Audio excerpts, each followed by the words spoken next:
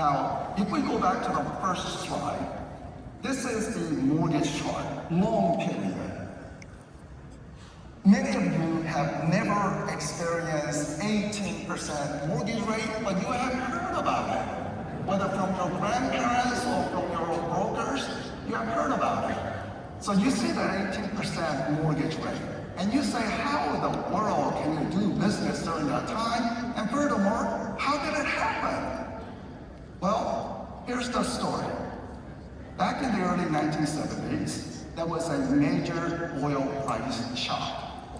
OPEC countries said, no, we're not going to sell oil to America. We're not going to sell oil to any friends of America. Consequently, oil prices quadrupled from the oil price shock. Then we had high gasoline prices, lingering inflation for almost 1 decade, 10 years. And when President Reagan came into office, he talked with Paul Volcker, Fed chair, who was appointed by Jimmy Carter, his predecessor, and said, look, we have to take some short-term pain. We cannot continue in this misery of stagflation. Let's bite the bullet, take the pain, so that we can have prosperity. Let's drastically raise interest rates, kill off the inflation, so that we would have decades of falling mortgage rate. And as you can see, mortgage rate went from 18%, 10%, 8%, 6%, and then we had a special COVID period of 3 and 4%, which will never occur again. Some consumers will have to know those are special cases.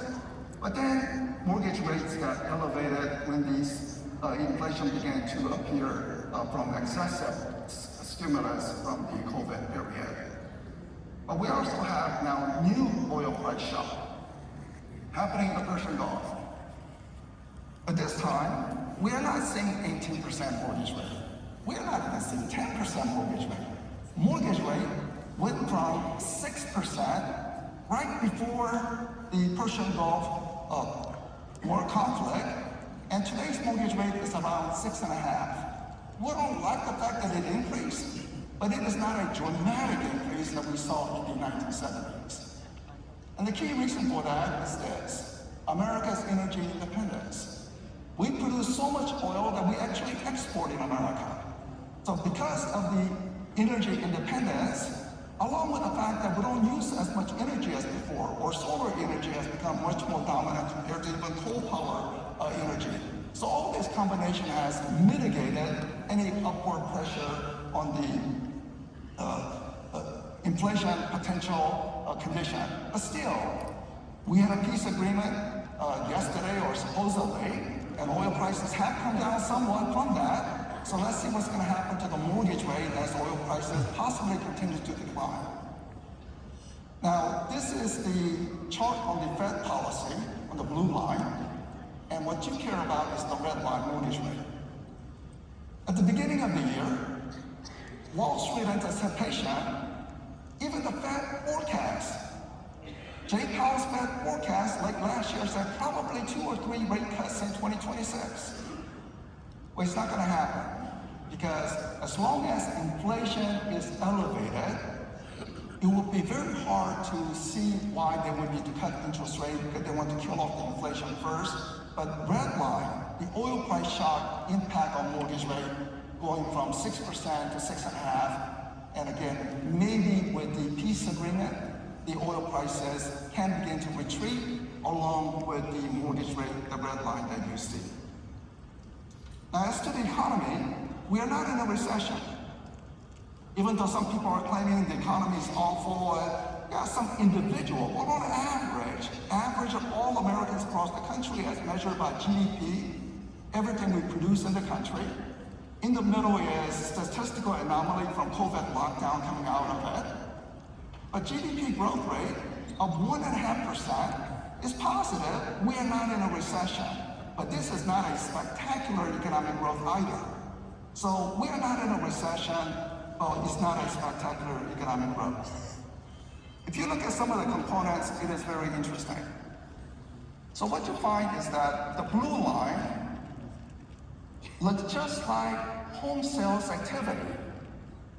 Pre-COVID, and we had the COVID frenzy, the blue line, then we had a slump and sort of remaining at that slump level. But that's the contribution of the housing market to the GDP. Blue line looking just like the home sales, how the home sales has been trending. But what is that red line that's happening? That is spending, business investment spending related to AI, essentially from tech titans, the data centers, the computer chips, software development, all that. You can see the hyperbolic acceleration. So you can't even say that today we will be in a recession except for the fact that we have this AI boom that's happening in the business investment community that's holding up the economy. Now, of course, in the tech world, they're constantly part of the free market process, competing as to which AI system is better than others. And I recall Elon Musk or Mark Zuckerberg, the head of the Meta, I think they were both saying, no, mine is better than yours. And they're constantly arguing over it. And they said, well, okay, well, why don't we get into a fight? What about a cage match? So I thought I heard something about that a few months ago, but it never played out here while we're in town. But as you can see, as related to the economy, that hyperbolic increase in the red line, that's currently holding on to the economy. But just imagine what the economic growth would be if the blue line was to turn upward. The housing sector was to begin to recover. So, as related to the tech sector, we have been doing some preliminary research, finalized research. I think it's about a month or two away. And it's going to constantly change because, as we know, in the AI world, it's going to constantly change.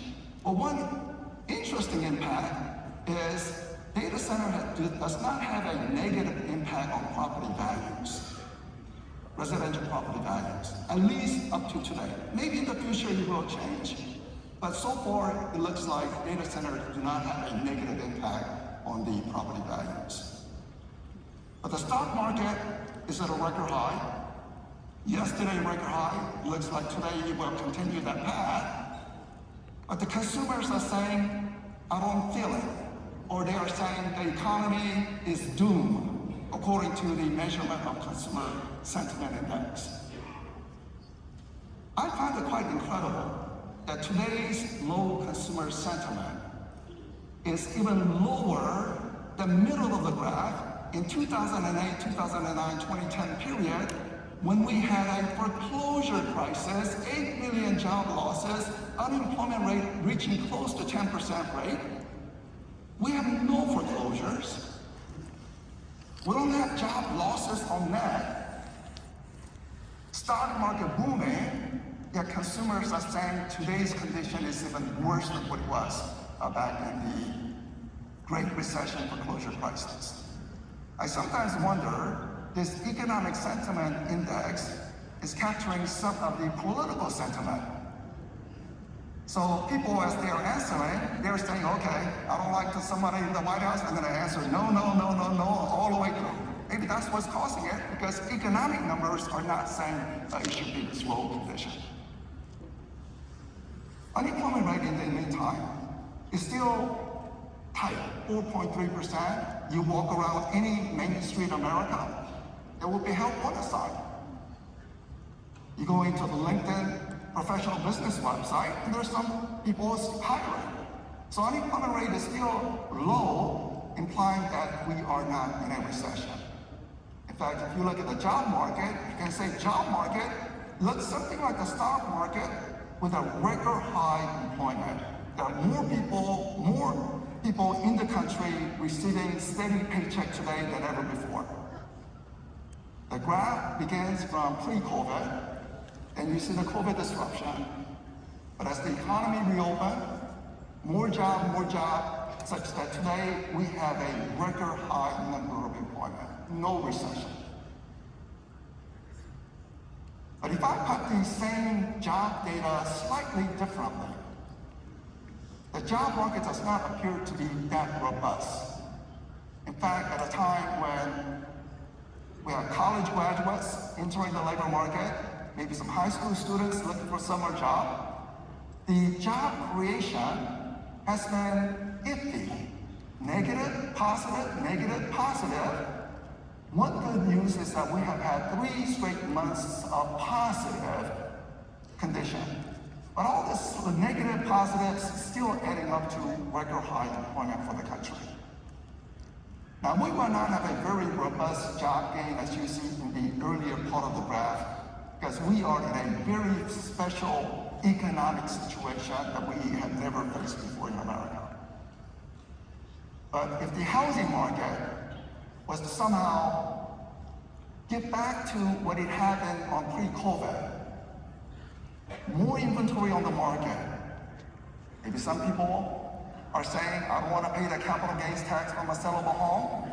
So if that exemption can be lifted, more activity, well, certainly more jobs, and furthermore, even more tax revenue coming into the federal government. But the job addition, not the total number of jobs, how many jobs we're adding each month, again, is not as spectacular, it's not even normal. It is subpar, but that can be explained by the fact that here in Washington, we have slashed away the federal government employment, impacting Northern Virginia, Southern Maryland. I know it impacts other states as well, but it's highly concentrated here in the DC metropolitan area. So one reason as to why the job addition is weak is we have negative factor, purposely, just slashing away the federal government employee. But there's another second unique factor that's happening in this business cycle. And this is the data on how many people are crossing into the US without the proper documents. Essentially, people crossing the southern border. You see a huge increase that happened under President Biden. Under President Trump, that figure is actually negative, to imply that not only is the southern border shut down, people are not crossing the southern border, but there is actually a combination of some degree of self-deportation and the operation of ICE. The operation of ICE, of course, is a national debate that people are constantly with heated emotion, but looking at the actual data, we are saying that there is net negative on people without the right work documents. Oil price shock, in the meantime, has elevated something gas prices. Realtors drive more frequently than the average population. Grocery prices. So the red line is beginning to pop higher, consumer price inflation. People's wage growth is actually quite decent, 3%, 4% above 1 year ago, among people who are receiving steady paycheck, W-2 statement salary on average.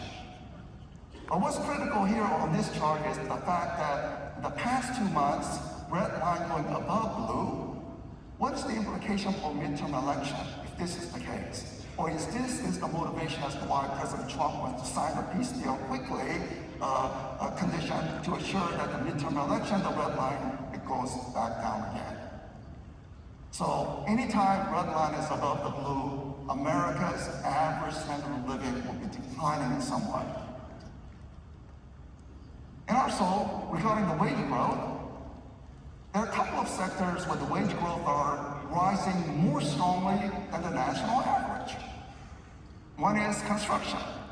And second, leisure and hospitality sector, essentially people working at a restaurant or in a hotel. And I think one can make an inference that people who cross the southern border as they're looking for a job, and I hope they are looking for a job if they cross the southern border and not saying, oh, where's my benefits? And that would lead to the destruction of the country. But as people are crossing the southern border, a few years ago, as they are looking for a job, where would they go? People said they would go into construction. They would go work in a hotel. They would be a dishwasher at a restaurant. But now with the southern border essentially closed off, you see that the wage growth are rising in these sectors. So as a business owner, extra costs, but also from policy, societal perspective, you may say, well, maybe Americans could possibly go into this industry and help relieve some of the labor shortage.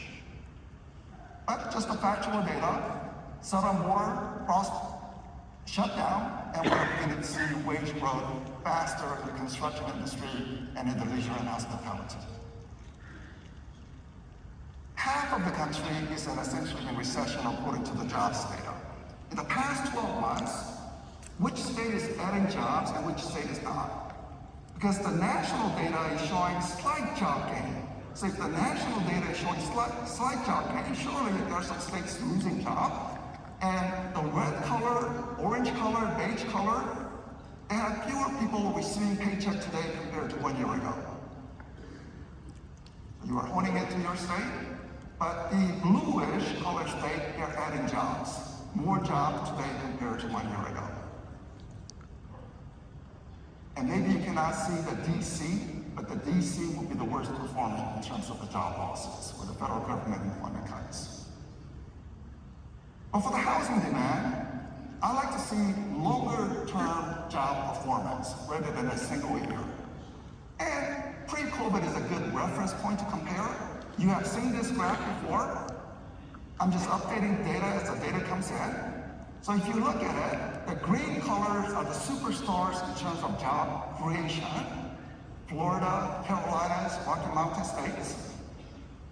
The dark blue above national average, light blue positive. Essentially, nearly every state has more jobs today compared to pre-COVID condition.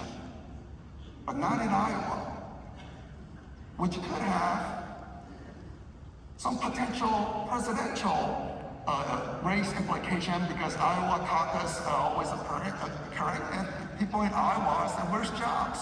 It's not happening in Iowa. Well, let me give you a couple of specialized markets. I was recently in Mississippi, speaking with Mississippi Realtors, wonderful people. They explained to me that Mississippi adds jobs in the past, but not in recent years. And what could be the reason for not adding jobs in recent years? Well, it's hard to make all these statistical inferences from it, so one tried to hear some anecdotes. And one of the anecdotes was that the symbol of the Confederate flag, where in the past may represent a certain heritage, but over time it had different meanings, or people are drawn for different reasons. And Mississippi had a prominent Confederate flag portion on their state flag. So that may have led to some companies boycotting the state, or not going into it. Now it's removed. Due to the efforts of Mississippi Realtors, now it's not there anymore, so maybe Mississippi can turn upward. So symbolism can impact possible local market. So now Mississippi is saying, we're open for business, bring on the companies. Tennessee is doing well, Alabama is doing well, other southern states are doing well. Mississippi wants to participate in that. Here's another symbolism. This is the local area.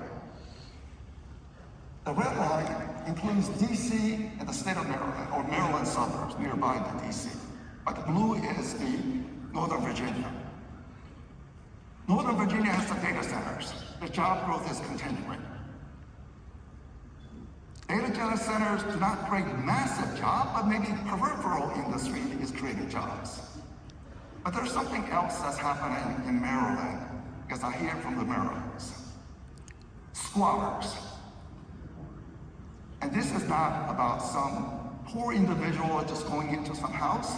These are well-educated person understanding the rules of the law and say, oh, they're not going to enforce this law, I'm going to squat. And that's been a very big news locally. And I think it even reached the national stage. Anytime you allow squatting to happen, but there are other ways to help out people who need housing, rental subsidy, and so forth. It sends symbolism. Don't start business where they allow squatters. They're probably going to go after your business as well in some way negatively. So maybe the squatting policy, that symbolism is also holding back some of the job situation in Maryland versus what's happening in Virginia. Same state, Tennessee. Nashville, skyline changes every year. Memphis, not growing. How do you interpret this? Well, for me, it's hard to interpret exactly what this means, other than the fact that I think there's a huge value in Memphis.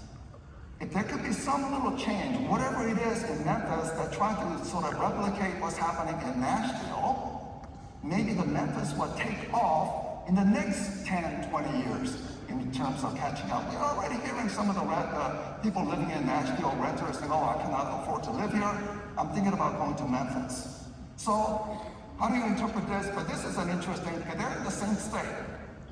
Tennessee has zero state income tax in Memphis, as well as in Memphis, as in Nashville. Let me now turn to the real estate market. So home sales has been sluggish the past 3 years, and this year I thought we would see a meaningful recovery. But so far, it is a very light recovery, not that meaningful. On a nationwide basis, I know some local market is seeing more robust condition, other local markets still stagnant, but nationally, the sales really not showing up. And this chart looks just like the GDP housing investment chart that you saw. So if this can go up, just imagine what the GDP and the job growth for the country will be. So looking at the monthly data, the most recent month's data of the Bay, a slight increase, so year to date is essentially up less than 1%. But home prices are not in a slump. So when we think about the housing market slump, it's really on the sales and not on prices, or the prices at record high condition. But the Northeast market is weird. Is the market hot or cold in the Northeast? Simple question. How's the market? Is it hot or cold? And if you were to ask consumers, they would say market is hot. There's multiple offers happening. Prices are rising at the strongest pace compared to other regions. But if you ask a realtor, how's the market? There's not enough transaction. Maybe the weird is not a good word. It is not a healthy market. And it's not healthy because it's just simply lacking inventory. So people who are owning, they're doing fine, but people who own to own, it's very difficult, transaction is not happening. But we are seeing some regional variation, especially in South Florida, where unit sales appear to be rising at double-digit pace. And what's happening in the South Florida is prices actually declined somewhat last year, improving affordability. But they have a fast job creation. So if you're looking for other places of similar nature, you are looking at Salt Lake City, Boise, Austin, Nashville, where the market past year looks somewhat soft, but given the continuing job creation, improving in housing affordability, you may see some robust rebound in those markets. So home sales has been stuck at a very low level, but if you look at the dollar revenue is actually above pre-COVID condition. It may little surprise you. So home sales is on a slump, but the dollar revenue is actually above pre-COVID. But this is all driven up by home price growth. So fast rising home prices have really led to this dollar revenue being above pre-COVID condition. And I did the dollar revenue year by year changes, and what I find is the following. It is very common to have a double-digit percentage change in a given year. So it's not like other businesses. In real estate, it is truly cyclical. It goes up, it goes down, and when it goes up, 10%, 15% becomes very normal. And it goes down, something similar. So last year when I said home sales will rise meaningfully, it was partly based on, the fact of statistical analysis, but I felt comfort in the fact that knowing that in housing, there is really truly big cycles that when it returns, it could be in the double-digit percentage gains. The chart that you want to always use with your potential clients, you have seen it, some data updated, some data is not available, so I make my projections. So even this year, maybe the second half will be a little better than the first half of the year, but the price growth I think is almost assured. So even a sluggish price growth is assuring that homeowners will continue to build wealth, while the renters are simply spinning their wheels. Now inventory is short. We still need more inventory. And number of distressed property is near close to zero. Statistically, it is 1% of all transactions in the latest month. And chart that you may have seen in the advocacy group, Shannon again, I was mentioning lifting the capital gains tax because more and more Americans are getting ensnared in the capital gains. part, so doing some scenario of that. And you can go to our website to look at the metro level. So you click, you can dive a little deeply into what your metro market condition will be. But then I decided to do this scenario. The median home price today is $430,000. When will the median home price reach $1 million for the country? That's a simple little fun exercise. So I ran a few scenarios: 3% price growth, 4% price growth, 5-6%, and I also did a scenario of what if the housing market in the next 25 years exactly replicate what happened in the previous 25 years. But independent of how you run it, essentially in about 25 years, national median home price will be $1 million. Now, you may be hard to envision that, but back in 1990, national median price was $90,000, and I don't think people are considering $500,000 in the near future. I mean, it takes some time. Or consider San Francisco. Back in 1990, it was considered super expensive. Median price in San Francisco, $250,000 in 1990. Well, time, the power of time. So anyone who is saying there could be 30% price decline, show this chart, long-term outlook. So my forecast, which has been updated because of the oil price shock, just doing quickly, is that mortgage rate will not be at 6% this year because of the oil price shock that happened. And because of the higher mortgage rate, we are not going to get a robust increase in home sales, but more light. Don't put the figure too seriously. I don't know, some people put the figure very seriously. Your market will have 7% increase or 2%, but just looking at the statistical modeling, it's going to be more lighter increase compared to what I projected because of higher mortgage rates. But let me end this presentation with this, which my son shared with me as he was going through some video. Thomas Jefferson, Harriet Tubman, Ronald Reagan. If you look at the birth dates of it, you find that Thomas Jefferson was alive when Harriet Tubman was born. When Harriet Tubman was reaching the old age, Ronald Reagan was born. So technically, Harriet Tubman and Ronald Reagan could have held hands together. And then you, which you were born before 2004. What is amazing about this is not only portion of the deep American history, Abraham Lincoln is not there because he had a shorter life, because I'm sure you know, only 4 people holding hands, that's the country, 250 years. What's going to happen in the next 250 years? Whatever you are imagining, data center out into space, people living on Mars, well, it's probably underestimated as to what's going to happen in the next 20 years. But I can't tell you what's going to happen in the next 25 years. The median home price will be $1 million. Thank you very much.